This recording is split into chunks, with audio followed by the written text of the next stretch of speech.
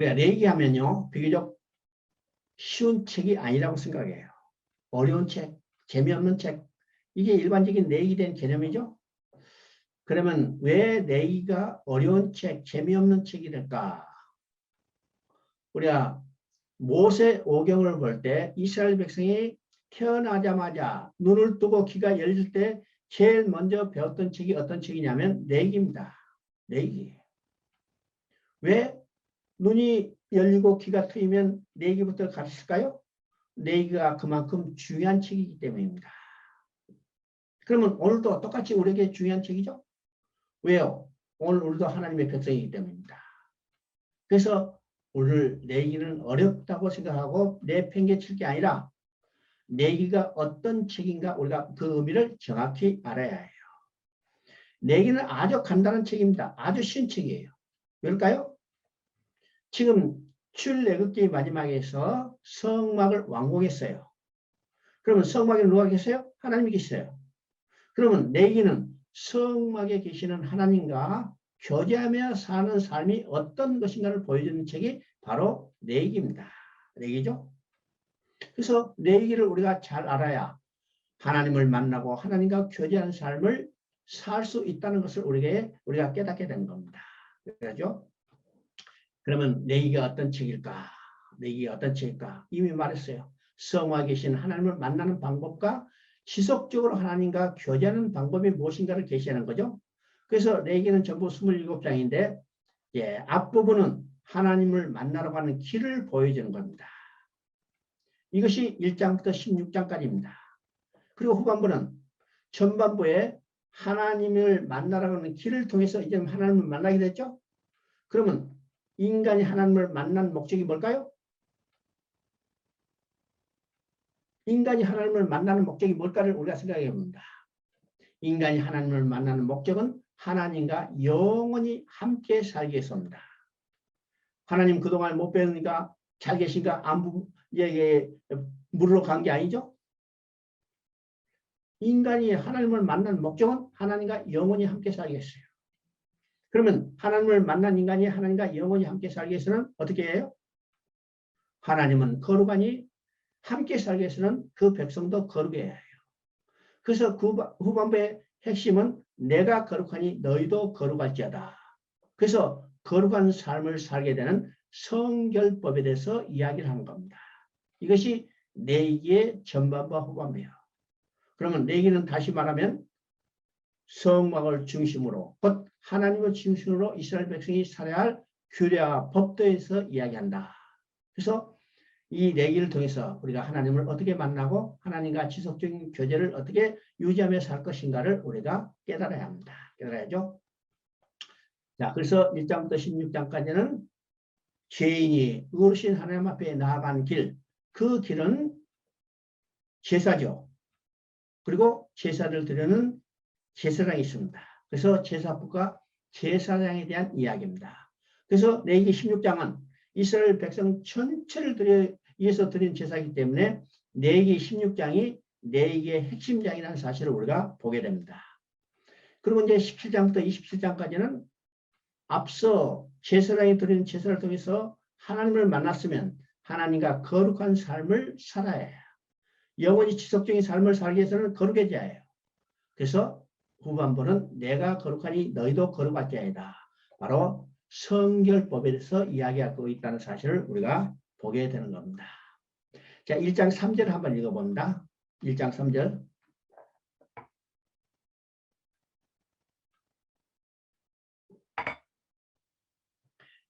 (1장 3절을) 보면 그 예물이 소의 번제면 흠 없는 수컷으로 회막문에서 여호와 앞에서 기쁘게 받으시도록 드릴지어다. 레위기 1장은요. 번제에 대해서 이야기합니다. 번제에 대해서. 번제는 어떤 제사냐면 제물을 흔적도 없이 태워드리는 제사예요. 자, 이 번제는요. 지금 출애굽기 이후에 제사가 몇 개로 나눠지기 이전에는 전부 번제를 드렸습니다. 그래서 번제는 모든 제사의 기본되는 제사입니다. 기본되는 제사죠. 자, 이 번제를 통해서 여러 가지 의미가 함축되어 있어요. 속죄함도 있고 하나님과 화목도 있고 또 헌신과 순종, 이 모든 하나님과 관계에 대해서 회복을 위해서 드려지는 제사입니다. 그런데 지금 레위기에서 나오는 이 번제는 그 핵심은요, 완전한 순종과 완전한 헌신을 예표하고, 이 완전한 헌신, 완전한 순종은 누구에 의해서 이루어질 것에 대한 그림자예요. 바로 예수 그리스도의 완전한 헌신과 완전한 순종을 말하고 있는 겁니다. 예수님은요, 우리를 위해서 피 한 방울도 남기지 않고 자기 몸을 완전히 드린 헌신이었어요. 또 십자가에서 죽기까지 하나님 앞에 순종했죠. 바로 이것을 예표하는 제사가 번제입니다. 번제. 자, 그 다음에 2장은 소제입니다. 소제. 소제는 피 없이 드리는 유일한 제사입니다. 이 소제는요, 예수님이 육신을 입고 이 땅에 오신부터 시작해서 그가 33년 동안 사는 생애, 그리고 십자가의 죽으심과 이 승천하기까지 모든 생애를 예표하는 겁니다. 예수님은 이 땅에 육신을 입고 오셨지만 그분은 죄 없으시고 흠 없으신 분이에요. 바로 그분이 살았던 생애를 예표하는 겁니다. 예수님은 십자가에서만 우리를 위한 제사를 드린 게 아니라 그가 육신을 입고 오심부터 승천하듯이 모든 삶이 우리를 위하여 드려진 제사라는 사실을 우리가 보게 됩니다. 이것이 바로 번제로 보여주는 거죠. 자, 세 번째 3장에는 화목제가 나옵니다. 이 화목제는 아주 간단해요. 이 화목제에 대한 해설은 로마서 5장 10절에 나옵니다. 로마서 5장 10절 한번 읽어봅니다. 곧 우리가 원수 되었을 때 그의 아들의 죽으심으로 말미암아 하나님과 화목하게 되었은즉. 언제? 우리가 원수 되었을 때. 원수 되었을 때요. 그의 아들의 죽으심이었습니다. 그 아들은 누굴까요? 곧 하나님 아들 예수 그리스도의 죽음이에요. 예수 그리스도의 죽음을 통해서 원수 되었던 자가 완전히 화목해야 되는 것. 이 제사가 바로 화목제입니다. 화목제죠. 예수님은 십자가에서 화목제물로 드려진 것을 우리가 보게 되죠. 이것이 로마서 3장 25절에도 똑같이 나와요. 이 예수를 하나님의 그의 피로서 믿음으로 말미암은 화목제물로 세웠습니다. 이것이 화목제입니다. 화목제. 그 다음에 4장에서는 속죄제입니다. 속죄제는 아주 간단한 거죠. 죄졌으면 벌 받은 거예요. 이것이 속죄제입니다. 인간이 지은 죄를 누가 대신 받으시냐면 예수님이 십자가에서 대신 받으셨어요. 이것이 바로 속죄제입니다. 예수님이 이 땅에 오셔서 말씀하십니다. 인자가 온 것은 섬김을 받으려 한 게 아니라 도리어 섬기라고 많은 사람을 위한 대속물이 되려 함이라. 바로 속죄제로 드려지기 위해서 오셨다는 거죠. 이것이 4장에서 말씀하는 속죄제입니다. 그 다음에 5장에는요. 속건제를 말합니다. 그러면 우리가 속죄제, 속건제 어떤 책을 보면요. 헷갈리게 있는 것도 있어요. 그러면 이 내용이 어떤 것인가? 속죄제는 죄를 지은 것에 대한 처벌을 받는 것. 그것이 속죄제라면 속건제는 어떤 사람이 범죄했을 때 다른 사람의 재물을 손해를 입혔거나 또 정신적으로 피해를 입혔다면 이 재물을 갚아주는 겁니다. 갚아주는 거죠. 또 정신적으로 손해를 입혔다면 그 피해도 갚아주는 것이 속건제입니다. 그래서 레위기의 속건제는 다른 사람의 재물을 손해를 입혔다면 그 재물 값의 5분의 1을 더해서 배상해 주는 겁니다. 자, 이사야 53장 10절을 보면 예수님께서 우리에 대한 속건제물로 드려졌다고 했습니다. 그러면 예수님께서 속건제물로 드렸다는 이 속건제는 어떤 의미일까요? 아담이 범죄함으로 누구의 이름이 모독받았어요? 하나님의 이름이 모독받았어요. 누구의 영광이 훼손됐어요? 하나님의 영광이 훼손됐어요. 그러면 아담의 범죄로 말미암아 모독받은 하나님의 이름을 누가 거룩하게 하고 훼손된 하나님의 영광을 누가 회복해 줄 것인가? 바로 이것을 위해서 드리는 제사가 속건제예요. 그래서 예수님은 십자가의 죽으심을 통해서 잃어버린 백성을 찾게 되므로 모독받은 하나님의 이름을 거룩하게 하고 훼손된 영광을 회복하는 겁니다. 우리가 창세기 3장을 통해서 하나님의 구원을 이루시는 하나님의 마음이 어떤 것인가를 우리가 이사야서를 통해서 봤어요. 이사야 48장 11절에 내가 나를 위하여 내 이름을 누구에게 모독받겠으면 내 영광을 누구에게 찬탈당하리라. 바로 하나님은 아담으로 말미암아 모독받은 하나님의 이름과 훼손되는 하나님의 영광을 예수 그리스도가 속건제로 돌려줌으로 회복하게 된 걸 말합니다. 그래서 지금 1장부터 5장까지 5개 제사를 이야기하죠. 번제와 소제와 화목제와 속죄제와 속건제. 그러면 이 5개의 제사는 완전히 독립된 제사인가 아니라는 겁니다. 독립된 제사가 아니라 예수 그리스도가 십자가에 드린 한 가지 제사를 한 가지 제사로 설명할 수 없기 때문에 5가지 제사로 나눠 설명한 겁니다. 그럼 반대로 얘기하면 이 5가지 제사를 하나로 딱 합쳤을 때 예수 그리스도께서 십자가에 드린 제사를 올바로 설명할 수 있다는 겁니다. 그러면 구약에는요, 이 제사를 통해서 하나님께 나갈 길을 보여준대. 5개의 제사를 합쳐서 예수 그리스도께서 십자가에 드린 제사를 올바로 설명할 수 있다면 인간이 하나님 앞에 나아갈 수 있는 유일한 길은 어떤 길이요? 예수 그리스도의 십자가를 통하지 않고는 나아갈 길이 없다는 것을 보여주는 겁니다. 오직 한 길, 예수 그리스도의 십자가를 통해서만 죄인된 인간은 하나님 앞에 나아갈 수 있다는 것을 보여주고 있습니다. 보였죠? 자, 여러분 이제 한 가지 기억해야 될 것은 제사를 드릴 때 여러 가지 제물을 이야기하죠. 자, 번제 때는 수송아지, 숫양, 순염소, 비둘기 이렇게 이야기합니다. 그러면 하나님께서 왜 여러 가지 이 제물에 대해서 이야기할까? 자, 이 제물이 어떤 의미가 여러 가지 수송아지는 뭘 의미하고 순양을 뭐냐고 비둘기 뭐냐 복잡하게 이야기하죠. 여러분 내일 읽을 때 그 복잡하게 따질 필요 없어요. 왜 하나님께서 여러 가지 제물을 종류를 말씀했을까? 하나님의 은혜라는 사실을 오래 알아합니다. 하나님이 이 제물의 종류를 여러 가지로 이야기하므로 가난해서 제사를 드리지 못함으로 하나님 앞에 나아가지 못할 사람이 한 사람도 없게 해주셨다는 사실입니다. 여러분 수송아지로만 제사를 드리라 했다면 가난한 사람은 제사를 드릴 수가 없죠. 제사를 드리지 못하면 제사를 통해서 하나님께 나갈 길을 보여주는데 제사를 드릴 수 없다면 하나님께 나갈 수 없잖아요. 그래서 하나님은 가난해서 제사를 드리지 못한 사람이 없도록 하기 위해서 제물의 종류를 여러 가지로 나눠주셨다는 것입니다. 그래서 자기의 경제적인 형편에 따라서 제사를 드리고 하나님 앞에 나아갈 길을 열어주신 겁니다.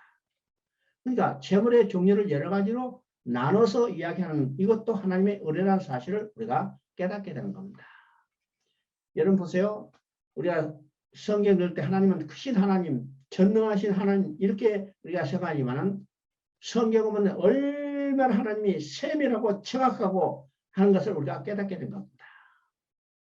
저는요 우습게 이야기하지만 하나님은 성경 읽을 때 하나님은 좁쌀 같으신 하나님이라고 생각해요.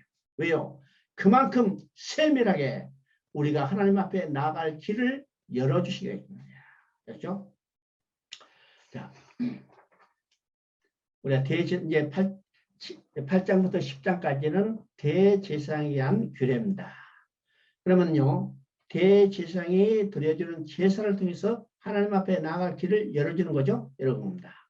이 대제사장에 대해서는 나중에 저 히브리서에서 대제사장, 히브리서는 대제사장을 알지 못하고는 성막과 제사와 대제사장을 알지 못하고는 히브리서를 이해할 수 없어요. 그래서 히브리서를 공부할 때 이 대제사장, 구약의 대제사장과 신약의 우리의 큰 대제사장이 어떤 차이가 있는가를 정확히 우리가 살펴보려고 합니다. 그렇죠? 16장 15절을 한번 읽어봅니다. 16장 15절. 또 백성을 위한 속죄제의 염소를 잡아 그 피를 가지고 휘장 안에 들어가서 그 수송아지 피로 행함과 같이 그 피로 행하여 속죄소 위와 속죄소 앞에 뿌릴지니. 자, 아까도 이야기한 것처럼 4개의 핵심 장은 바로 16장이라고 했습니다. 왜일까요? 앞에서는 개별적으로 개인이 지은 죄에 대한 제사를 드렸습니다. 그런데 16장은 이스라엘 백성 전체를 위한 속죄제를 드리는 겁니다. 이날 하루만 대제사장이 짐승의 피를 가지고 시장 안으로 지성소 안에 들어가서 피를 뿌리고 백성의 죄를 사함받게 해주는 겁니다. 그래서 백성 전체가 제사를 받는 이 대속죄일이 내기에서 핵심장이죠. 그러면 대제사장이 백성을 위해서 속죄제를 드려주는데 5절 6절을 보면 대제사장 자신이 먼저 속죄제를 드립니다. 속죄제를 드리죠. 왜 대제사장이 자기를 위한 속죄제를 먼저 드릴까요? 대제사장도 아론의 지파의 대제사장이기 때문에 그도 사람 가운데 취한 자고 그도 죄인입니다. 그도 죄인이기 때문에 백성의 죄를 드리기 전에 먼저 자신의 속죄함을 받고 정결하게 돼야만 백성을 위한 제사를 드릴 수 있어요. 그래서 대제사장인 자기가 먼저 속죄를 드리고 그 다음에 염소 2마리를 준비합니다. 염소 2마리를 준비해서 제비를 뽑아서 여호와를 위한 염소를 뽑아서 그것을 잡아가지고 피를 가지고 지성소에 들어가서 지금 16장 15절에 이야기한 것처럼 피를 뿌리잖아요. 그럼 피는 어디다 뿌리라고 했어요? 속죄소 위와 속죄소 앞에 뿌리라고 했습니다. 그러면 속죄소 위에 뿌리라, 속죄소 앞에 뿌리라, 쫙 뿌리라고 말씀하지 않고 왜 정확히 두 자리를 정했을까요? 이 속죄소는 어떤 자냐면 언약궤를 덮는 뚜껑이 바로 속죄소 시온자입니다. 시온자죠? 그러면 하나님의 보좌, 시온자예요. 하나님이 그 속죄소 시온자에 앉아서 밑으로 내려다 볼 때는 어떤 현상이 나타나요? 그 밑에는 언약궤니까 언약궤는 뭐가 있냐면 모세에게 써준 언약의 십계명 돌판이 들어있습니다. 십계명 돌판은 율법을 대표하죠. 자, 밑에 하나님이 속죄소에 앉아 계시면서 밑으로 내려볼 때는 무엇을 통해 보냐면 십계명 돌판을 통해서 보면 다른 말이면 율법을 통해서 봅니다. 율법을 통해서 본다는 것은 모든 사람이 다 율법 아래 있다는 거예요. 율법 아래 있다는 것은 뭐 아래 있어요? 죄 아래 있습니다. 왜일까요? 율법을 다 지킬 수 없기 때문에 다 죄이죠. 그래서 죄 아래 있습니다. 죄 아래 있다는 것은 바로 심판 아래 있는 거고 심판은 어떤 것인가? 정죄요. 정죄의 삭은 사망입니다. 이것이 피가 없을 때 구조죠. 근데 이제는 피를 뿌렸어요. 피를 뿌렸기 때문에 하나님이 내려다보실 때 무엇을 통해서 보냐면 피를 통해서 봅니다. 피를 통해서 볼 때는 뭐예요? 다 용서입니다. 그래서 속죄소 위에 뿌리라고 했습니다. 그 다음에 속죄소 앞에 뿌리라고 했죠? 하나님께서 백성을 정면으로 바라볼 때는 그 바라본 백성들은 다 죄인입니다. 죄인이죠? 그런데 이제는 속죄소 앞에 피가 뿌려졌어요. 하나님이 무엇을 통해서 보게 돼요? 앞에 뿌려진 피를 통해서 볼 때는 다 용서입니다. 그래서 정확히 속죄소 위에 뿌리고 속죄소 앞에 뿌렸습니다. 그러면 그 피는 오늘 누구에 뿌려졌을까? 오늘 우리 마음에 뿌려졌어요. 우리 마음에 뿌려졌죠? 하나님은 우리를 보실 때 뭘 통해서 볼까? 우리 마음판에 뿌려진 피를 통해서 봐요. 피를 통해서 볼 때 우리를 뭐라고 해요? 의롭다 여겨주신 겁니다. 자, 16장 20절부터 21절까지 한번 읽어봅니다.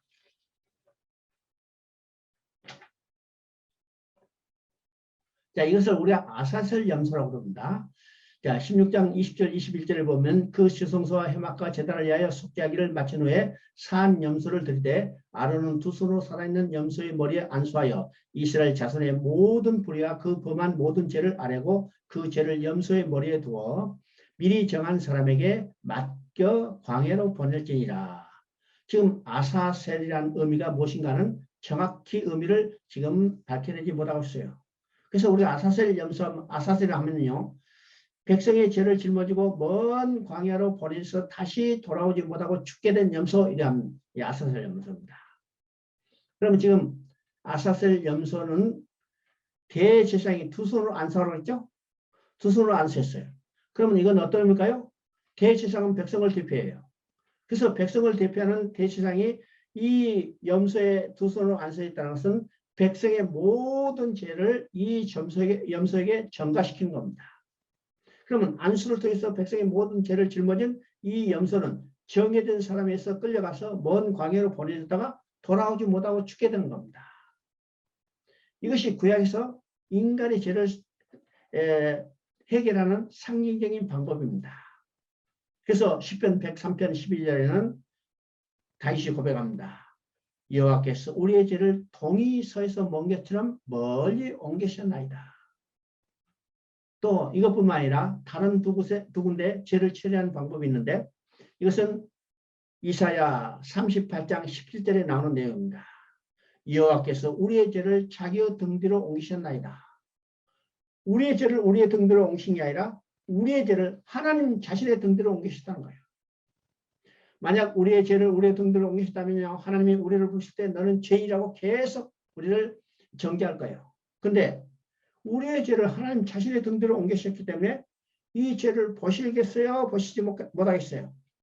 절대 보실 수 없는 겁니다. 안 보시겠다는 거예요. 이것이 두 번째 우리의 죄를 처리하는 상징적인 방법입니다. 세 번째는요, 미가서 7장 18절 19절이 나오는데 우리의 죄를 발로 밟아서 깊은 바다에 던지시겠다고 합니다. 깊은 바다에 던진다면 찾을 수 있겠어요? 찾을 수 없겠어요? 못 찾아요. 안 찾으시겠다는 겁니다. 이것이 구약에서 하나님이 우리의 죄를 처리하는 상징적인 방법입니다.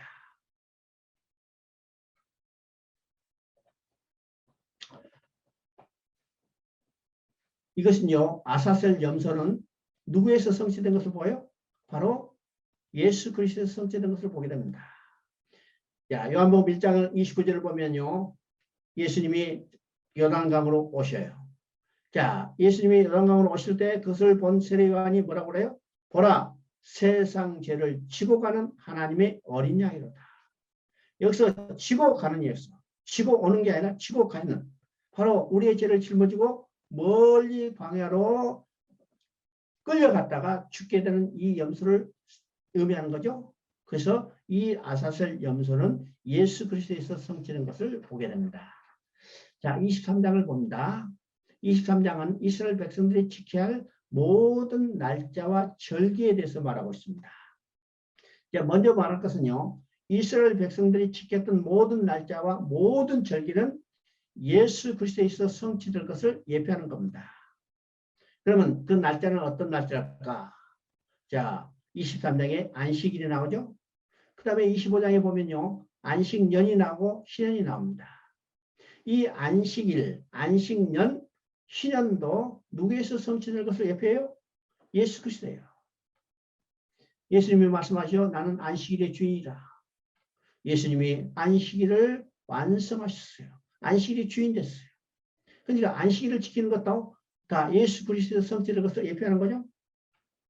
신년도 마찬가지입니다. 50년이 되면 모든 것이 다 원상으로 회복돼요. 그러면 이 신년은 뭘 예표해요? 예수님의 재림을 예표하는 겁니다. 예수님이 재림하면 모든 것이 다 원상으로 회복되는 거죠. 그래서 신년도 예수 그리스도의 성취될 것을 예표합니다. 또 이스라엘 백성들이 지켜야 할 절기가 있습니다. 여기서 나오는 23장에 나오는 절기는 기본적으로 7대 절기입니다. 그 절기는 첫 번째 유월절, 그 다음에 무교절, 세 번째 조실절, 네 번째 오순절, 나팔절, 속죄일, 초막절입니다. 초막절이죠. 자, 여기에 나오는 절기뿐만 아니라 후대에 나온 절기도 예수 그리스도의 성취될 것을 예표합니다. 후대에 나온 절기가 어디냐? 에스더서 9장에 나온 불임절입니다. 불임절이죠. 불임절은 어떤 의미요? 이스라엘 백성이 하만에서 다 진멸받게 됐는데 하나님의 손길이 역사에서 자, 하만이 오히려 그 역전돼서 하만이 일당이 다 죽게 되고 이스라엘 백성은 구원받게 되는 거죠. 그것을 기념해 지킨 절기가 바로 불임절입니다. 불임절이죠. 자, 그 다음에 또 하나의 절기가 있는데 그 절기는 요한복음 10장 22절에 나온 수전절입니다. 수전절. 그러면 수전절은 언제 생겼을까요? 수전절은 중간기 시대에 생겼습니다. 이스라엘이 헬라로부터 지배를 받게 되죠. 그때 악한 이 황제 안티오코 에피파네스가 자 헬라의 그 인본주의적인 문화를 세계 전파하기 위해서 이 히브리 정신을 말살시키는 겁니다. 신본적인 모든 근본을 파헤치기 위해서 이스라엘 백성을 율법도 지키지 못하게 하고 할례도 행하지 못하게 하고 자 성전도 해파해요. 합정에 못 이겨서 마카베 형제가 혁명을 일으켜서 헬라를 몰아내고 이스라엘 독립을 쟁취하죠. 그리고 회파된 성전을 수리하는 것을 기념하기 위해서 지킨 절기가 바로 수전절입니다. 근데 마카비에서 혁명에서 쟁취된 이스라엘의 독립이 영원히 갔어요? 100년 정도 지속되다가 다시 로마에 멸망됐어요. 그 성전이 영원히 있어요? 아니요. 로마에서 완전히 불타고 없어졌죠. 그러면 진정한 수전절의 주인은 누굴까요? 바로 예수님이요. 예수님의 통치한 나라는 영원한 나라예요. 예수님은 영원히 불타지 않는 참 성전이라는 사실이죠. 그래서 수전절도 예수 그리스도의 성전이라는 것을 예표하고 있습니다. 이라고 했죠. 자, 그래서 여기서 유월절, 목요절, 초실절, 오순절, 나팔절, 대속죄일, 초막절 이 모든 것이 예수 그리스도의 성취된 것을 예표하는데 우리가 대표적으로 초실절을 한번 봅니다. 초실절 여러분 이제 23장 10절 11절 한번 읽어봅니다. 23장 10절 11절 너희의 곡물 첫 이삭 한 단을 제사장으로 가져갈 것이요 제사장은 너희를 위하여 그 단을 여호와 앞에 연락되도록 흔들되 안식 이튿날 흔들 것이다. 자 여기서 곡식 첫 이삭 한 단을 얘가 곧 초실절이죠. 이 한 단을 제사장한테 가져가면 제사장이 하나님 앞에 흔들어 드려요. 흔들어 드는 제사를 우리가 요제라고 합니다. 이 요제는 어떤 제사일까? 기쁨으로 드린 제사입니다. 쉽게 말하면요. 여러분이 집에 가면 강아지가 있죠. 밖에 나갔다 이제 돌아오면 강아지가 주인이 왔다가 좋아서 꼬리를 흔들어. 꼬리를 막 흔드는 이것이 요제입니다. 기쁨으로 드리는 제사예요. 그러면 곡식 첫 이상을 하나님 앞에 흔들었더라. 기쁨으로 드린 제사입니다. 그러면 언제 요제를 드리라고 했어요? 언제 흔들어 드리라고 했어요? 아무 날이나 흔들어 드리는 게 아니라 정확히 날짜를 지정했어요. 안식일 이튿날. 그러면 곡식 첫 이삭을 왜 하나님께서 정확하게 안식일 이튿날 흔들어 드렸을까? 이스라엘 절기는 모두 예수 그리스도에서 성취된 것을 예표한다고 했죠. 그러면 초실절이 예수 그리스도에서 어떻게 성취되는가를 보게 되는 겁니다. 이것이 고린도전서 15장 20절에 나옵니다. 고린도전서 15장 20절에 이제 그리스도께서 죽은 자 가운데서 다시 살아사 잠자는 자들의 첫 열매가 되셨나이다. 자, 여기서 첫 열매죠. 바로 초실절입니다. 잠자는 자들의 첫 열매가 돼서 하나님 앞에 기쁨으로 드는 제물이 되셨어요. 그러면 예수님은 언제 부활했어요? 예수님은 정확히 안식 후 이튿날, 안식일 다음 날 이튿날에 들었죠? 안식 후 첫날이라고 합니다. 바로 예수님이 구약에서 초실절로 드려지는 이 절기에 대한 성취로 부활의 첫 열매가 돼서 하나님 앞으로 기쁨으로 드리는 제물이 되시다는 겁니다. 그러면 우리가 주일날 예배를 드려요. 그러면 우리가 드리는 이 주일날 예배는 어떤 의미일까요? 오늘 우리가 주일날 예배 드리는 이 예배는요. 구약에서 드리는 안식일을 지키는 것이 아닙니다. 구약에서 말하는 안식일은 우리가 말하는 대로 토요일이에요. 근데 우리는 주일 예배를 드리죠. 이건 안식 후 이튿날 부활하셔서 부활의 첫 일반에서 하나님 앞에 기쁨으로 드리는 제물이 되는 것을 우리가 기념하며 우리도 예수 그리스도 안에서 부활할 것을 믿고 기쁨으로 드리는 예배가 우리 주일 예배라는 사실을 우리가 깨달아야 합니다. 깨달아야죠.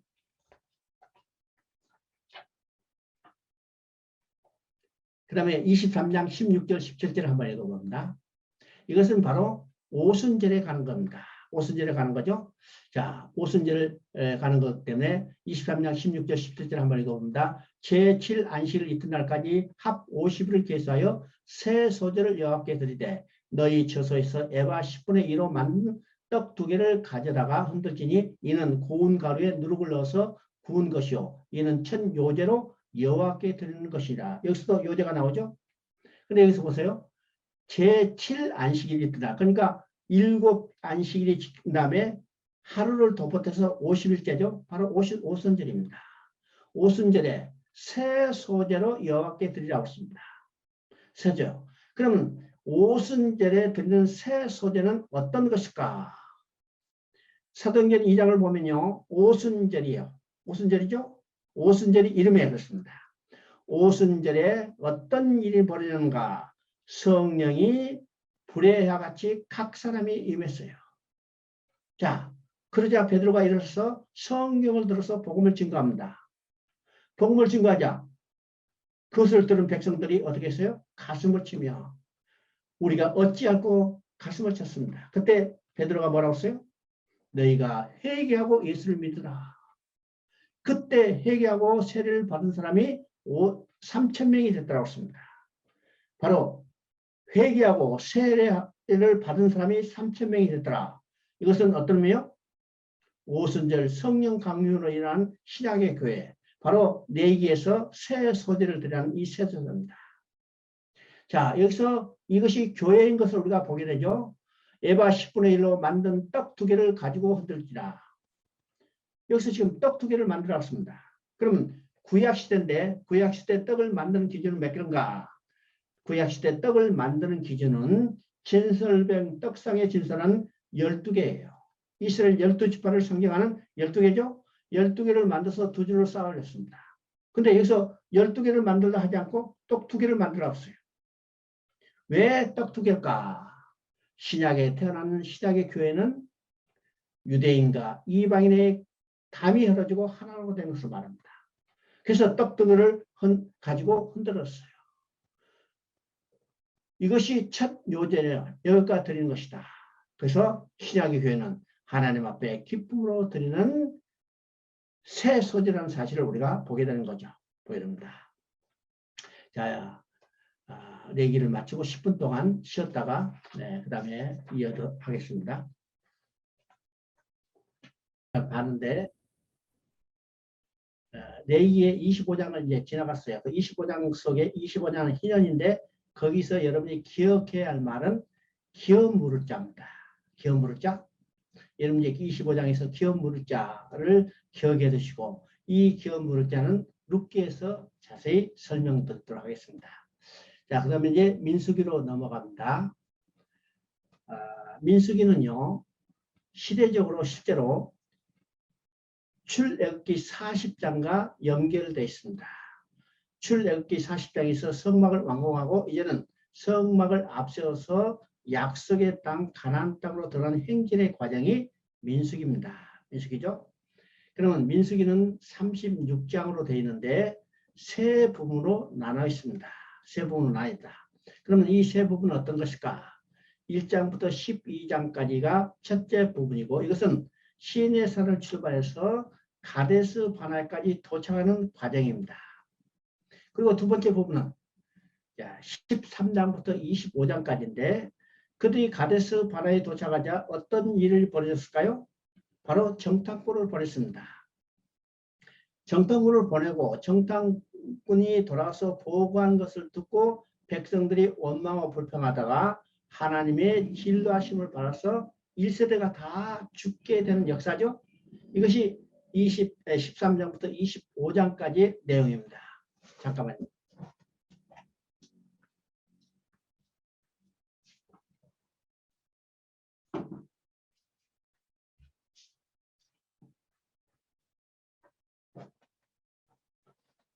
이것이 25장까지의 내용입니다.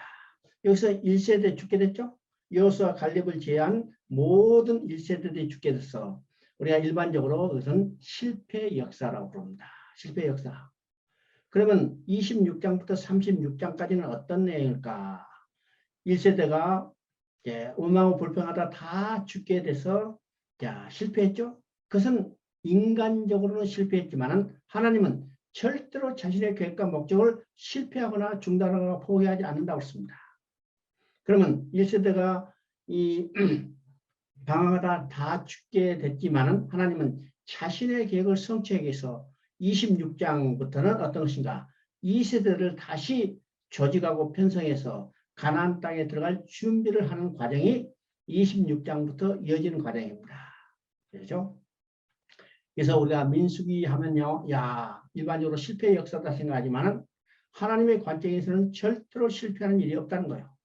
1세대가 죽게 됐지만 하나님은 하나님의 계획과 목적을 성취하기 위해서 2세대를 다시 정비해서 가나안 땅에 들어갈 준비를 하고 있다. 그래서 하나님은 자신의 계획과 목적을 성취하게 되는 것을 보게 되죠. 자, 이것이 민수기가 세 부문으로 나눠 있는 겁니다. 알겠죠? 자, 민수기 1장 3절 한번 읽어봅니다. 민수기 1장 3절. 이스라엘 중 20세 이상으로 싸움에 나갈 만한 모든 자를 너와 아론은 그 진영별로 계수하라 했습니다. 야, 민수기가 시작되자마자 하나님은 이스라엘 백성에게 인구조사라고 명령하죠. 왜 지금 인구조사라고 명령할까? 지금 시내산을 출발해서 가나안 땅에 들어가는 과정은 그들이 애굽에서 나와서 시내산에서까지 오는 이 여정과는 전혀 양상이 다릅니다. 애굽에서 나와서 시내산까지 도착하는 이 양상은 어떤 양상이요? 큰 경기장에서 운동 경기가 끝났어요. 한국과 일본 이 축구 경기에서 몇만의 상암 경기장에 10만이 모였다. 그러면 축구 경기가 끝나면 어때요? 조직적으로 질서 있게 관중들이 헤어져요? 아니요. 서로 먼저 나가서 오합지졸로 나가죠. 이 모습이 바로 이스라엘 백성이 애굽에서 나와서 시내산까지 도착하는 이 모습입니다. 그런데 시내산을 출발해서 가나안 땅에 가는 여정은 그런 양상으로는 한 발짝도 갈 수 없어요. 이건 조직적으로 움직이지 않으면 안 됩니다. 그래서 조직적으로 움직이기 위해서 어떻게 해요? 조직이 필요해요. 편성해야 합니다. 그래서 편성하기 위해서는 가장 기본되는 인구조사를 하라고 합니다. 근데 인구조사를 할 때 어린아이부터 노인까지 모두를 다 조사하라 이렇게 명령하지 않았어요. 누구를 조사를 했어요? 싸움에 나갈 만한 20세 이상으로 계수하라고 했습니다. 왜 모두 조사를 하지 않고 싸움에 나갈 만한 20세 이상으로만 계수하라 했을까? 지금 시내산을 출발해서 가나안 땅에 들어가는 이 모든 과정은 어떤 것이요? 전쟁입니다. 그들의 행진 앞에 대적이 올 수도 있고 맹수가 습격이 올 수도 있고 또 환경적인 어려움을 이겨내야죠. 뿐만 아니라 가나안 땅에 들어가면 가나안 땅에 살고 있는 족속을 쫓아내는 전쟁을 치러야 합니다. 출애굽기 12장 41절을 보면 하나님께서 애굽에서 방금 나오는 이스라엘 백성들을 보고 뭐라고 그랬을까요? 여호와의 군대라고 했습니다. 출애굽기 12장 41절에 보면요. 430년이 끝나는 그날에 여호와의 군대가 다 애굽 땅에서 나왔은지 그렇습니다. 그러면 출애굽기 12장은 어떠냐요? 유월절을 지키고 유월절을 통해서 이스라엘 백성이 지금 방금 애굽에서 나오는 거예요. 그 모습을 보고 하나님이 여호와의 군대라고 했습니다. 그러면 이스라엘 백성은 애굽에서 군대로 조직됐어요? 군대로 훈련했어요? 군대로 편성했어요? 아니요.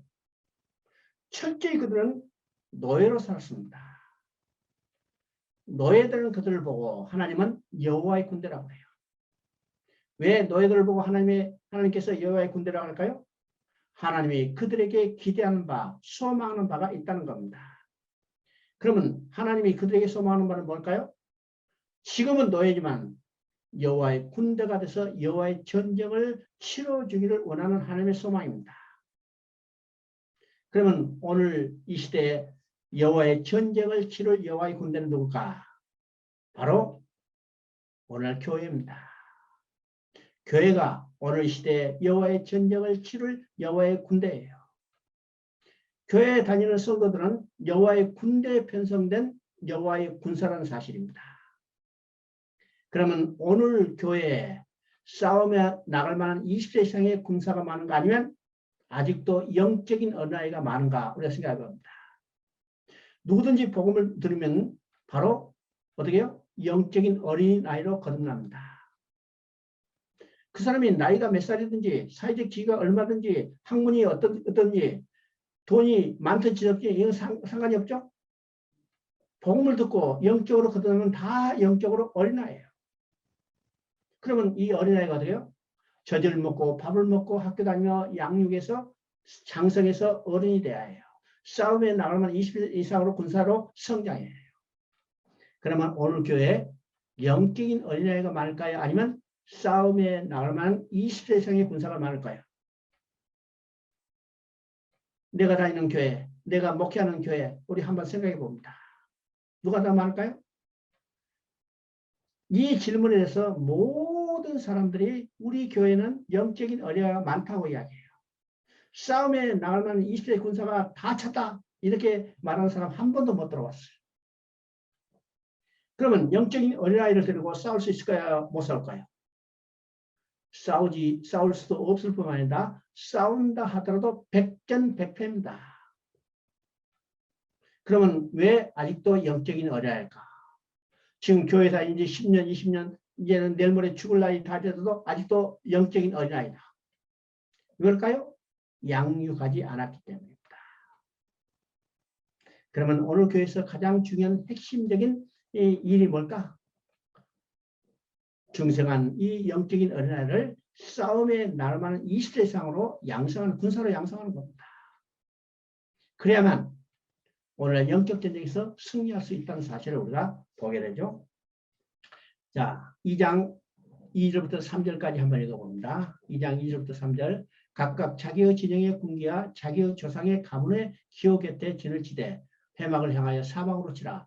동방해 돋는 쪽에 진칠자는 그 진영별로 유다의 진영의 군기에 속한 자라. 자, 이미 이야기했지만은요, 성막을 짓고 성막을 중심으로 동서남북에 3개 지파씩 전부 12개 지파가 배치됐어요. 그건 성막의 이스라엘 백성이 삶의 중심이라는 사실을 보게 되는 거죠. 그런데 지금 진을 칠 때 동쪽 해 돋는 쪽이라 했습니다. 동방 해 돋는 쪽이라고 했죠. 그러면 동쪽에 진 칠 때만 동방 해 돋는 쪽이라고 이 수식어가 붙어 있습니다. 그러면 동쪽에 수식어가 붙다면 남쪽이나 북쪽이나 서쪽도 비슷한 수식어가 붙어 있는데 다른 지역은 아무런 수식어가 없어요. 동쪽만 동방해 돋는 편이라고 했습니다. 그러면 동쪽만 동방해 돋는 편이라고 수식어가 없다고 거기에 어느 지파가 진을 치고 있는가? 유다 지파예요. 그러면 이것은 의미가 뭘까요? 유다 지파 가운데 해가 떠오를 것을 계시하는 겁니다. 해가 떠오르. 그러면 유다 지파 가운데 떠오르는 해는 누굴까요? 바로 세상에 참 빛으로 오신 예수 그리스도를 예표하는 겁니다. 그러면 예수님은 어느 지파에서 태어났어요? 유다 지파예요. 히브리서는 분명히 이야기하죠. 우리 주께서 유다 지파에서 나오심이 분명하다 이랬습니다. 그러니까 이 진 치는 것을 통해서 누구를 증거해요? 예수님이 유다 지파 가운데 나오실 것을 증거하고 있습니다. 자, 14장 1절부터 4절까지를 한번 읽어봅니다. 14장 1절부터 4절까지 온 회중이 소리 높여 부르짖음에 밤새도록 백성이 통곡하였더라. 이스라엘 자손이 다 모세와 아론을 원망하며 온 회중이 그들에게 이르되 우리가 애굽 땅에서 죽었거나 이 광에서 죽었다면 좋았을 것을 어찌하여 여호와가 우리를 그 땅으로 인도하여 칼에 쓰러지게 하느냐 하는고 우리 제자가 사로잡히리니 애굽으로 돌아가는 것이 낫지 아니하랴. 서로 말하되 우리가 한 지관을 세고 애굽으로 돌아가자 하며. 그러면 지금 민수기는 두 번째 부분이 13장부터 시작된다고 했죠. 그러면 13장에는 어떤 일이 일어나는가? 자, 가데스 바네에 도착하자 이스라엘 백성이 하나님께 요구합니다. 가나안 땅에 정탐꾼을 보냅시다. 하나님이 정탐꾼을 보내기를 허락하셨어요. 왜일까요? 하나님은 폭군이 아니요. 독재자가 아니요. 그래서 그들이 요구하는 것은 허락하셨어요. 자, 하나님께서 정탐꾼을 보내면서 허락하시면서 어떤 마음을 가지고 계시는가? 지금 정탐꾼을 보내자는 것은 그들이 하나님의 약속을 믿지 못하기 때문이죠. 그래서 하나님은 약속을 믿지 못하는 그들에게 정탐꾼을 보내서 정탐하고 돌아와서 하나님의 약속을 그들에게 다시 확신시켜 주기를 원했던 겁니다. 그래서 정탐꾼을 누구를 보낸가? 우리가 일반적으로 생각하는 약삭 빠르고 몸매가 빠른 그런 눈치 빠른 그런 사람이 아니라 각 지파에 두령된 자, 또 지관된 자를 보내라고 했어요. 지관된 자를 보내라는 것은 바로 각 지파 중에 가장 촉망받고 덕망 있고 존경받는 사람을 뽑아 보내라는 거예요. 그들이 정탐하고 돌아와서 야, 하나님이 과연 우리에게 주시로 약속한 땅이다. 그것을 다시 확신시켜 주기를 원했죠. 그런데 정탐하고 돌아와서 보고한 내용이 하나님의 마음과는 완전히 반대로 보고했죠. 그래서 10사람과 2사람의 보고가 달라진 겁니다. 그런데 이 보고 내용을 보면요. 그들이 경험한 객관적인 사실은 다 똑같아요. 자, 10사람이 보고 있습니다. 우리가 그 땅에 들어갔더니 그 땅은 토질이 정말 좋아서 산물도 좋고 우리가 그 증거로 가졌다. 봐라. 그런데 그 땅은 산지로 험하고 그 땅에 사는 주민들은 거대해서 우리가 도저히 그 땅을 점령할 수 없다. 우리는 그들 앞에 메뚜기와 같은 존재라고 했습니다. 그런데 2사람 갈렙과 여호사는 어떻게 했어요? 맞다. 저희들이 하는 말이 맞다는 거예요.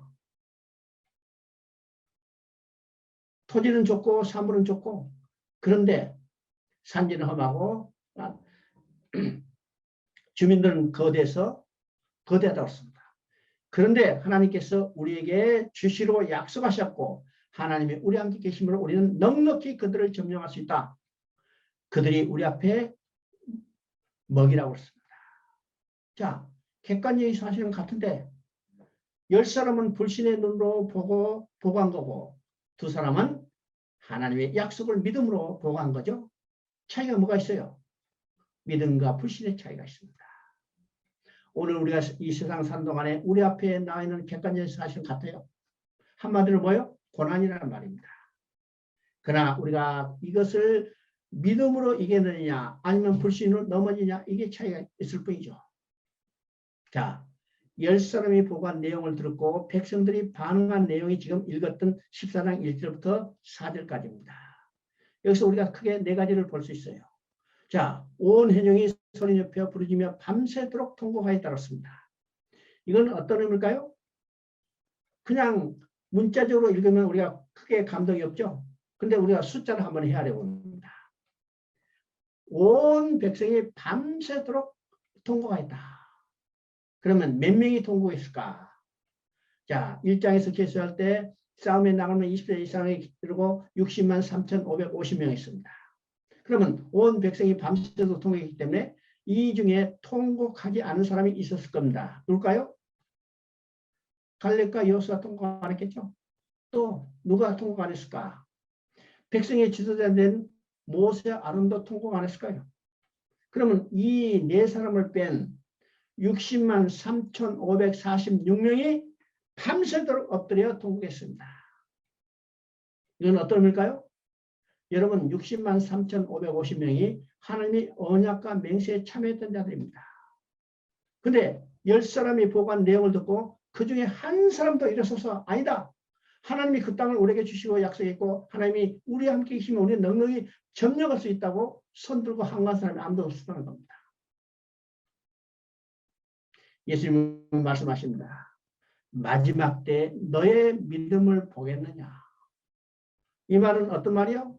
너도 60만 3,546명 중에 한 사람이 아니냐 이 물어봅니다. 누구에게요? 오늘 나에게요. 나에게. 두 번째는요. 우리가 애굽 땅에 죽었거나 이 방에서 죽었다면 좋았을 것을. 자, 이 말은 어떤 말입니까? 자, 애굽에서 여기까지 나와가지고 지금 직사에 고생하고 여기서 죽다. 또 우리 가나안 땅에 가다가 그 고생하지 말고 여기서 죽자. 이런 의미죠. 하나님은 그들의 원망하고 불평한 소리를 들으셨어요? 듣지 않으셨어요? 그들의 원망하고 불평한 소리를 하나님은 그대로 들으셨어요. 자, 28절을 보면 뭐라고 써요? 너희가 내게 말한 그 모든 말이 내 귀에 들렸다.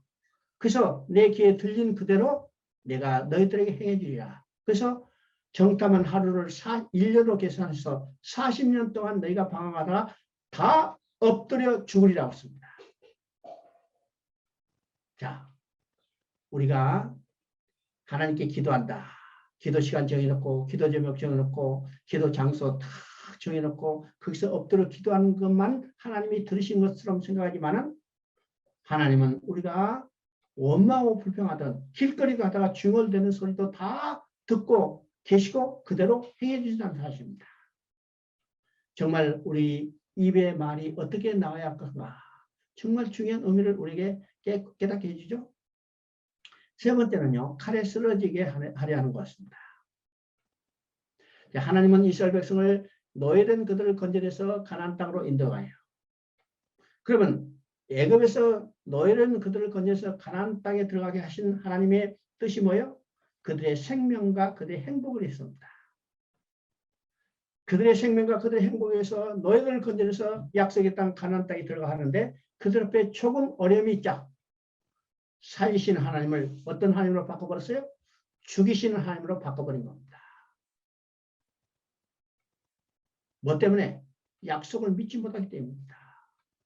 네 번째는요, 한 지휘관을 세우고 애굽에 돌아가자 합니다. 한 지휘관을 세운다는 것은 하나님께 대한 반역이요. 지금 이스라엘 백성을 인도해 보는 누구요? 불기둥과 구름기둥 곧 하나님 자신입니다. 근데 한 지휘관을 세우고 하나님이란 지휘관을 바꿔버린 거 하나님께 대한 반역입니다.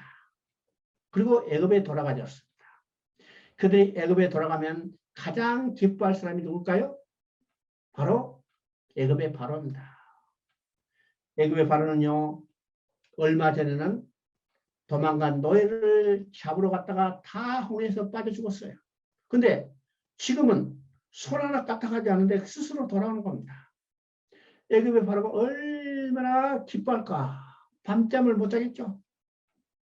그러면 이스라엘 백성이 애굽에 돌아가면 어떤 존재로 바뀌어요? 어떤 존재로? 다시 노예로 전락되는 겁니다. 우리가 애굽에 돌아가자. 이것이 간단한 이야기 아니죠. 어떤 사람이요, 예수 믿겠다고 교회 나왔어. 교회 나와보니까 뭐 보는 채도 안 하니까 야, 나 교회 안 나와. 이런 교회 안 나와. 교회 안 나와. 이건 단순히 교회 안 나오는 걸 끝나는 게 아니죠. 사단의 노릇도 해방시켰더니 다시 사단의 노예로 돌아가는 겁니다. 돌아가죠. 뭐 때문에? 하나님의 약속을 믿지 못하기 때문입니다. 그렇죠? 21장 8절 9절 한번 읽어봅니다. 21장 8절 9절 여호와께서 모세에게 이르시되 불뱀을 만들어 장대에 매달아라. 물린 자마다 그것을 보면 살리라. 모세가 녹뱀을 만들어 장대에 다니 뱀에 물린 자마다 녹뱀을 쳐다본 적 모두 살더라. 자, 이것은 어떤 의미일까요? 지금 이스라엘 백성이 하나님의 말씀대로 40년 동안 광야에서 방황하다가 다시 어디로 돌아가는가? 출발했던 그 지점 가데스 바네아로 돌아왔어요. 여기서 우리가 중요한 것을 깨달아야 합니다. 자, 이스라엘 백성은 40년 동안 방황하다가 출발했던 그 지점으로 다시 돌아왔죠? 그러면 출발했던 그 지점으로 다시 돌아왔으면 그들은 조금 더 앞으로 전진하지 못했다는 겁니다. 이것을 우리가 방황이라고 해요. 우리 신앙에도 방황과 진행이 있어야 합니다. 그럼 우리는 방황이 아니라 뭐가 있어요? 진행이에요. 그러면 방황에 따라서 어떤가요? 그들의 목표가 없는 겁니다. 목표가 없기 때문에 계속해서 뺑뺑 도는 거죠. 근데 진행은 일정한 목표를 향해서 앞으로 나아가는요. 우리의 신앙은 일정한 목표를 향해서 앞으로 나가야 전진해야 합니다. 전진해야죠. 우리 신앙에도 방황한 사람들이 얼마나 많은가 우리가 스스로 생각해 봅니다. 이스라엘 백성은 방황하다가 다시 가데스 바네아에 돌아왔어요. 가데스 바네아에 돌아와서 그들이 또다시 원망하고 불평하죠. 이제는 원망하고 불평한 것이 먹을 것 때문인데 먹을 것이 없어서가 아니라 먹을 것 똑같은 것을 계속 주니까 이제는 미안하다는 거예요. 싫다는 거예요. 그래서 5절에 보니까 하찮은 음식을 싫어하노라. 하나님은 그들이 굶기지 않도록 매일 똑같이 만나를 주셨는데 이제는 만나만 주니까 이건 지겨서 못 먹겠다. 더 좋은 음식 주세요. 오늘 우리 인생과 똑같습니다. 하나님은 우리에게 매일 일용할 양식을 공급해 주시는데 우리는 그거 얼마 먹다가 이제는 지겹죠? 더 좋은 거 달라고 그래요. 우리의 모습입니다. 자, 그들이 온만 불평하자 하나님이 불병을 보내서 물려 죽게 합니다. 독사에 물려 죽게 하죠? 그때 모세가 하나님 앞에 기도합니다. 하나님이여 내 백성을 살려주세요. 그랬더니 하나님이 뭐라고 말씀하세요? 모세에게 불뱀을 롯으로 만들어 장대해달라. 그것을 쳐다보는 자는 다 살리라 했습니다. 자, 독사에 물렸는데 치료약을 주신 게 아니라 그 독사 불뱀을 롯으로 만들어 장대해달라고 그러죠? 이건 기이한 방법입니다. 또 간단한 방법이죠. 장대에 달면 그 밑에 가서 10번 절하라, 20번 절하라, 100번 절하면 나을 것이다 이렇게 하지 않고 쳐다보면 살리라고 했습니다. 자, 이 귀하고 간단한 방법 때문에 백성이 믿지 못하고 믿지 못한 사람 보지 못하고 보지 못한 사람 죽었어요. 그러나 믿은 사람은 보고 본 사람은 살았어요. 이건 무엇에 대한 예표일까? 예수님이 요한복음에서 친히 말씀하십니다. 요한복음 3장 14절 15절에 모세가 광야에서 노뱀을 든 것처럼 인자도 들리게 하더니 그를 믿는 자는 살리라. 쳐다보는 이 말 대신 믿는 자라고 했죠. 이것도 기이하고 간단한 방법입니다. 그래서 기이하고 간단한 방법이기 때문에 믿지 못한 사람은 믿지 못한 사람은 죽게 되고 믿었던 우리는 구원받게 된 거죠. 바로 이것은 예수님께서 십자가에서 달릴 것에 대한 그림자로 보여주고 있는 것을 보죠. 모형으로 보여주고 있다는 사실을 우리가 보게 됩니다. 26장 2절 한번 읽어봅니다. 26장 2절 이스라엘 온 회중의 총수를 그들의 조상의 가문에 따라 조사하되 이스라엘 중 무릇 20세 이상으로 능히 전쟁에 나갈 만한 모든 자를 계수하라 하시니. 자, 민수기는 이제 두 번째 부분이 13장부터 25장까지 나왔습니다. 이것은 가데스반에서 정탐꾼을 보내고 정탐꾼을 보낸 결과 온마하고 불평하다 하나님의 진도를 그들이 40년 방황하다 다 죽게 된 역사예요. 인간은 실패했지만 하나님은 자신의 계획을 성취하기 위해서 26장에서 이 세대를 다시 정비하는 겁니다. 정비하죠? 그래서 26장 2절에 인구조사를 하라. 이 인구조사의 내용은 1장 3절에서 1세대를 계수한다고 똑같은 거예요. 싸움에 나갈 만한 20세 이상으로 계수하라.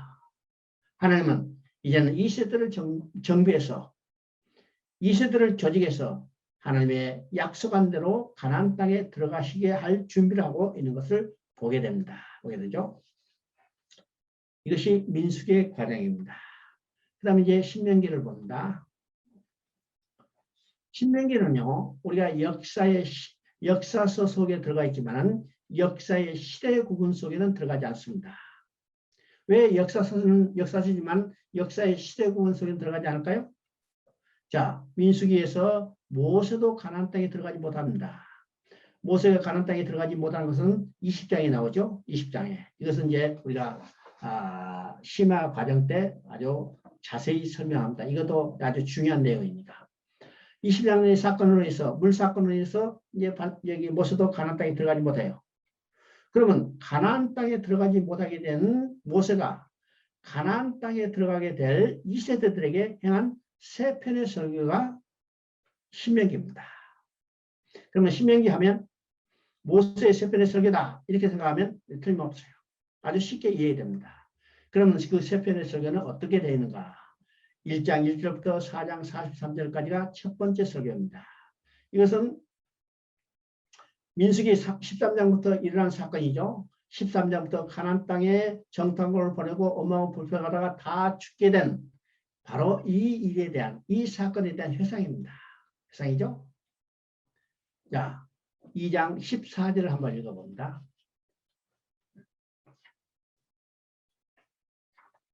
2장 14절. 가데스 바네에서 떠나 세렛 시내를 건너기까지 38년 동안이라. 이때는 그 시대의 모든 군인들이 여호와께서 그들에게 맹시하신 대로 진영 중에서 다 멸망하였나니. 여기서 38년이라고 그랬죠. 그럼 우리가 이스라엘 백성이 애굽에 나와서 가나안 땅에 들어가게 될 때까지 이제 40년의 광해 행진이라고 그럽니다. 그죠? 그래서 우리가 40년 하는데, 그러면 38년은 어떤 것인가? 실제로 이스라엘 백성이 시내산에까지 도착해서 시내산에서 출발할 때까지 기간이 약 한 1년 6개월 기간이에요. 이렇게 6개월 있는 거죠. 그리고 이제 가데스 바네까지 돌아와서 거기서 출발해서 가나안 땅에 들어가게 될 때까지 그 짧은 기간이 몇 달 동안이에요. 그래서 그것이 전체가 한 2년 정도 되고, 자, 13장에서 일어난 이 정탐꾼을 보내고 원망하고 불평하다가 이제 출발해서 가데스를 출발해서 20장에서 가데스 바네까지 돌아올 때까지가 대강 38년입니다. 이것이 방황의 기간이에요. 그래서 여기서는 38년이라고 그러죠. 자, 가데스 바네에서 떠나 시내산을 끝까지 38년 동안이라. 바로 여기서 이 기간은 어떤 기간이요? 방황하다 다 죽게 된 기간을 이야기합니다. 그러면요, 1세대들에게 하나님이 말씀하신 대로 다 죽게 됐어요. 그러면 왜 그들이 죽게 되는가? 이것을요, 히브리서 3장 18절 19절에서 해설하고 있습니다. 여러분 나중에 이제 3장 18절 19절을 한번 찾아보세요. 히브리서. 제가 그걸 읽어볼게요. 또 하나님이 누구에게 맹세하사 그의 안식에 들어가지 못하리라 하였느냐? 곧 순종하지 아니하는 자들에게 아니냐? 19절을 보니까 이로보건대 그들이 믿지 아니함으로 능히 들어가지 못한 것이라고 했습니다. 그러면 이스라엘 백성이 가나안 땅에 들어가지 못하고 지금 40년 동안 방황하다 죽게 되는 것은 어떤 거예요? 순종하지 아니하는 자입니다. 순종하지 않는데요. 그러면 그 순종하지 못한 것은 무엇 때문에 이야기하냐면 19절에서 바로 믿지 못하기 때문이라고 했습니다. 그럼 여기서 뭘 깨달아요? 불순종 곧 불신입니다. 다른 말하면요, 믿음은 곧 순종이라는 사실을 우리가 깨닫게 되는 겁니다. 그래서 성경에서 말하는 믿음과 순종, 믿음과 행함은 둘이 아니고 하나라는 사실을 우리가 깨달아야죠. 그러면 언제 이런 일이 일어났을까? 언제 불순종과 불신이 나타났어요? 바로 에덴 동산에서 아담이 했던 일입니다. 손을 뻗어서 선악과를 따먹는 이 불순종 행위는 뭐 때문에 일어났어요? 하나님의 약속을 믿지 못했기 때문입니다. 먹으면 반드시 죽으리라는 이 약속을 믿지 못하고 사단이 유혹하는 말, 먹어도 죽지 아니하리라. 더 나아가서 너희 눈이 밝아져서 하나님같이 되리라는 이 유혹에 넘어가서 손을 뻗어서 선악과를 따먹고 말았죠. 그러니까 불순종은 곧 불신입니다. 언제 반복되고 있는가? 지금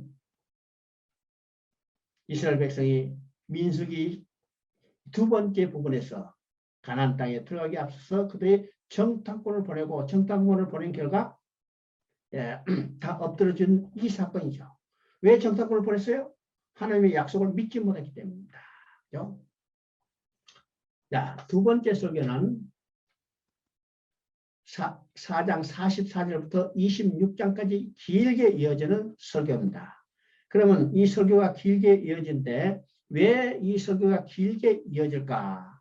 이 내용은요, 출애굽기, 레위기, 민수기에서 나오는 여러 가지 율법과 규례와 법도를 다시 정리해서 가나안 땅에 들어간 이스라엘에게 모세가 그들을 가르치는 내용입니다. 그래서 신명기란 말 자체가 어떤 의미냐면 하나님의 명령을 다시 가르친다는 의미예요. 이것이 신명기입니다. 그러니까 이 4장 44절부터 26장까지 앞에 나오는 모든 내용들을 다시 정리해서 그들에게 가르쳤죠. 그래서 여러분 읽어보면요, 이미 앞에 나왔던 내용들이 반복되는 부분들이 많이 있어요. 그러면 여기서 이 내용이 단순한 반복이냐? 아니라는 거예요. 반복되는 것처럼 보이지만 그 내용의 의미는 뭘까? 이스라엘 백성이 가나안 땅에서 들어가서 지켜야 할 율법과 규례의 정신이 무엇인가를 이야기합니다. 그러면 이스라엘 백성들이 가나안 땅에서 들어가서 지켜야 할 율법과 규례의 정신은 뭘까요? 이건 노예적 굴종이 아니라 하나님을 사랑하고 하나님의 사랑을 알기 때문에 하나님을 사랑하는 마음으로 율법과 규례를 지키는 겁니다. 이 정신이 전혀 다르죠? 여러분, 노예적 굴종을 한다는 것은 어떤 것이요? 노예는 어떤 자들이요? 두들겨 패야 일하는 겁니다.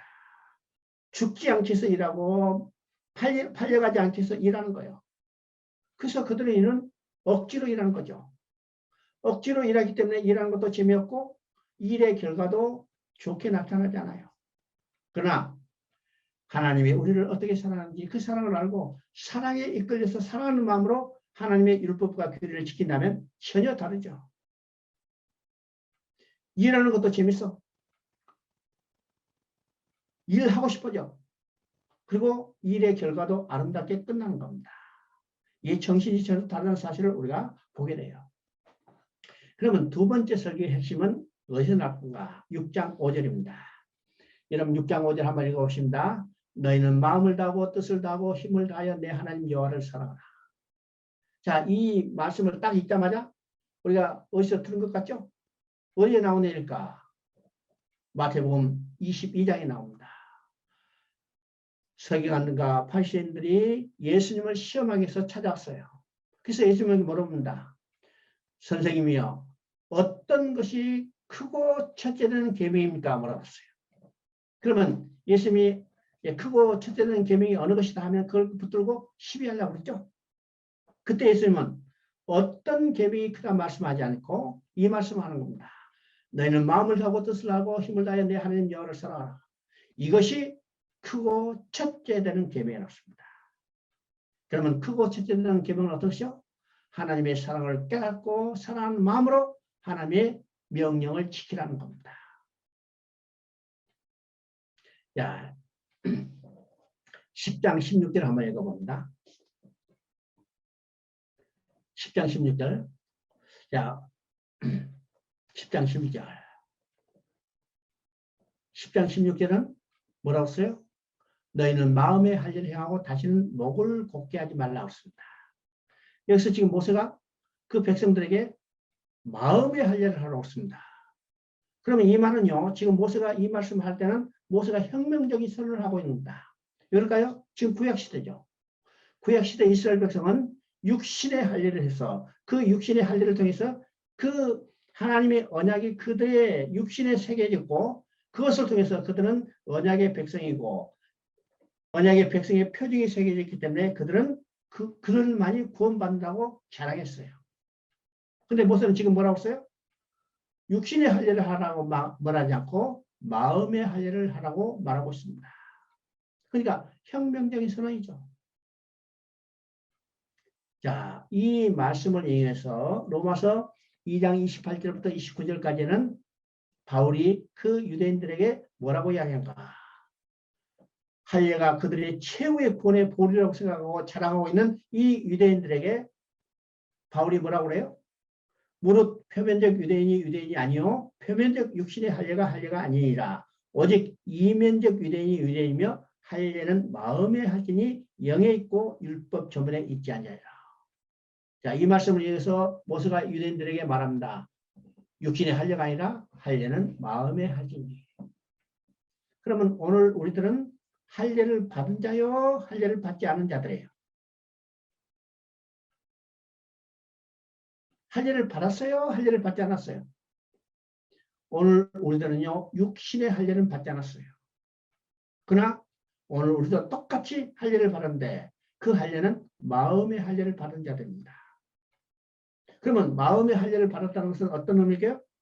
할례는 언약의 표징이기 때문에 우리 마음판에 하나님의 언약이 새겨져 있다는 겁니다. 우리 마음판에 하나님의 언약이 새겨져 있기 때문에 우리를 뭐라고 그래요? 언약의 백성이라고 합니다. 언약의 백성. 여러분, 우리 마음판에 할례가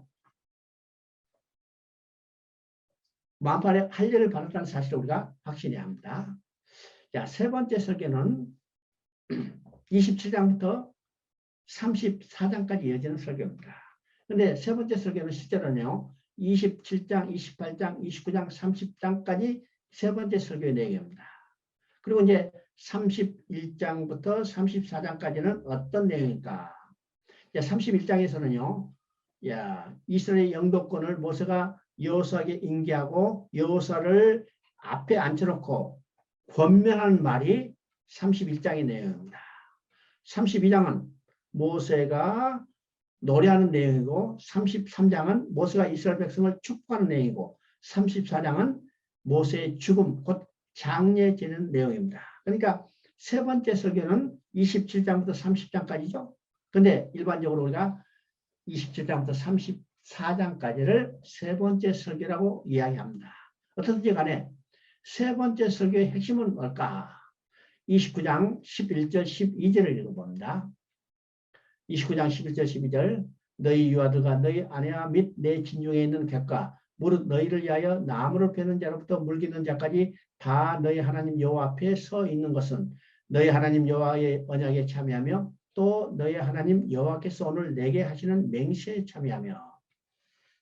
그래, 이제 신명기 하면 우리 이제 일반 성들이 제일 잘 기억하는 내용이 어떤 것인가? 28장이죠. 28장. 28장은 왜 신명기의 아주 핵심장으로 기억할까요? 그 복받는 이야기가 나오겠습니다. 그래서 28장 1절부터 14절까지 계속 나가도 복받고 들어가도 복받고 떡 반죽거리도 복받고 여기도 복받고 저기도 복받고 복받는 것에 대해서 이야기하니까 야 어떻게 복받을까 그것만 관심이 있으니까 우리가 28장이에요. 근데 28장을 보면요 복받는 이야기보다 저주에 대한 내용이 더 3배나 많다는 사실을 알아야 합니다. 그렇죠? 그러니까 거기서 핵심이 아니고 세 번째 설교의 핵심은 바로 지금 여기에 있어요. 여기서 중요한 것은 뭐예요? 모세가 이스라엘의 모든 백성을 다 모아놨습니다. 얼마나 심하게 모아놨어요? 유아로부터 시작해서 물깃는 사람 종까지 그 다음에 노인들까지 모두 다 모아놨죠. 심지어 나그네까지 다 모아놨어요. 그리고 모세가 마지막으로 지금 그 백성들에게 뭘 하냐면 언약과 맹세에 참여시키고 있는 겁니다. 여기서 언약과 맹세에 참여시키겠죠?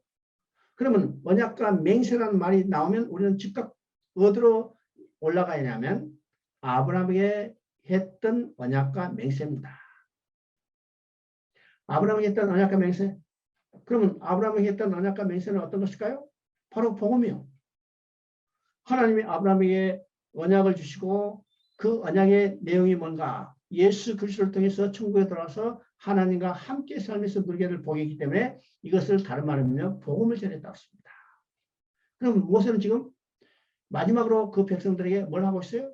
언약과 맹세에 참여시키고 그들에게 복음을 전하고 있고 다른 말로 그들에게 구원에 초청하고 있다는 사실을 우리가 보게 되는 겁니다. 그러면 이 세 번째 설교는요. 모세의 유언이에요. 왜요? 모세는 이 세 번째 설교를 마치고 이제는 이스라엘 영도권을 여호수아에게 인계하고 주게 되기 때문이죠. 그러면 모세가 마지막으로 한 설교 이것은 유언이고 이 유언의 내용은 어떤 것이었어요? 바로 그 백성들에게 언약과 맹세에 참여시키고 복음을 전하고 구원에 초청하고 있다는 사실을 우리가 깨닫게 된 겁니다. 그런다면 오늘 우리도 유언해야죠. 유언해야 합니다. 유언하니까 야 무슨 유언 이렇게 생각할지 몰라도 오늘 여러분 가운데 오늘 갈지 내일 갈지 아니면 10년 후에 갈지 여러분 결정해 준 사람 있어요? 아무도 결정한 사람이 없죠. 우리가 오늘 갈지 내일 갈지 아무도 정해지지 않았어요. 그러면 오늘 우리는 이 시간 유언합니다. 그러면 우리가 유언한다면 어떤 유언을 할까요? 바로 우리 가장 가까운 사람에게 복음을 전하고 구원에 초청해야 한다는 사실을 우리가 알아야 합니다. 이것이 우리에게 인생의 가장 중요한 일이고 가장 마지막으로 해야 할 가장 중요한 일이라는 사실을 우리가 깨달아야죠. 합니다. 자, 그 다음에 여호수아를 봅니다.